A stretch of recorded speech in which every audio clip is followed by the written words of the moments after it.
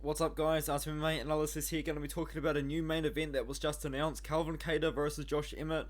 Well, it wasn't really just announced; it was announced a few days ago, and by the time that this video comes out, it probably will be old news. But moving on, then, yeah, Calvin Kattar versus Josh Emmett. I think that I will be picking Calvin Kattar to win this fight, though. Josh Emmett is definitely the hardest, one of the hardest hitters at 145 right now in the UFC.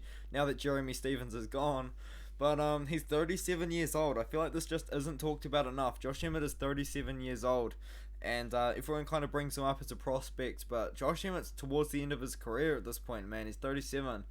It is taking place in Austin, Texas, which I thought that potentially we will be seeing this fight in front of a crowd, but you can't get tickets on the UFC website, so I'm not actually too sure if this will be in front of a crowd.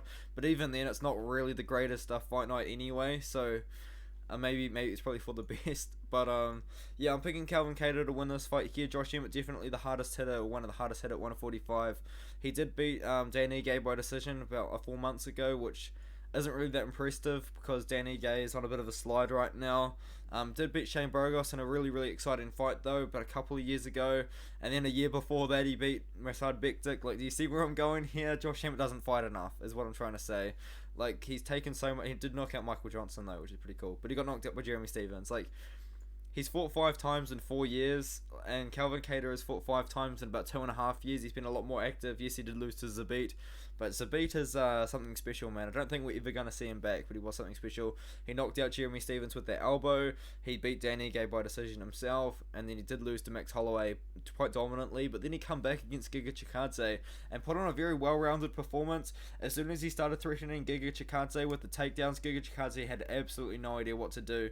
Really humbled Giga Chikadze. He was talking a lot before that fight, but I will be picking Calvin Kattar to win this fight. He does have great boxing. Josh Emmett obviously has great boxing as well, and he's got great striking. But Calvin Kattar showed some good wrestling against Giga Chikadze. Yes, it is Giga Chikadze, who doesn't really have a ground game, but I feel like he has shown that he's quite well-rounded, especially quite recently. Calvin Kattar is the most common pick in this one here, and I do think that we probably do see the fight go 5 rounds on the Kattar side if he's going to win. But if Josh Emmett's going to win, it probably will be by a knockout.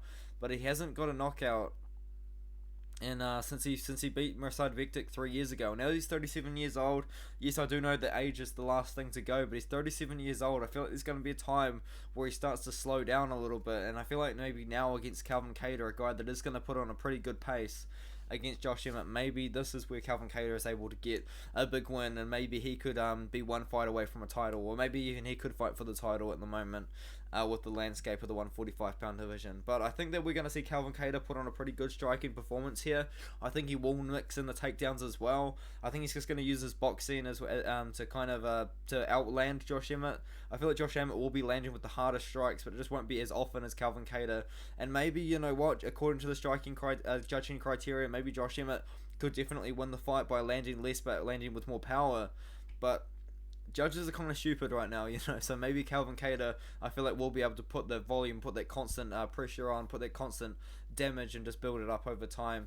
I think he probably should beat Josh Emmett in this fight here. I feel like maybe if Josh Emmett wins the fight, though, he probably will call for a title shot. But I feel like Max Holloway versus Alexander Volkanovski 3 is definitely around the corner. So maybe this is a title eliminator.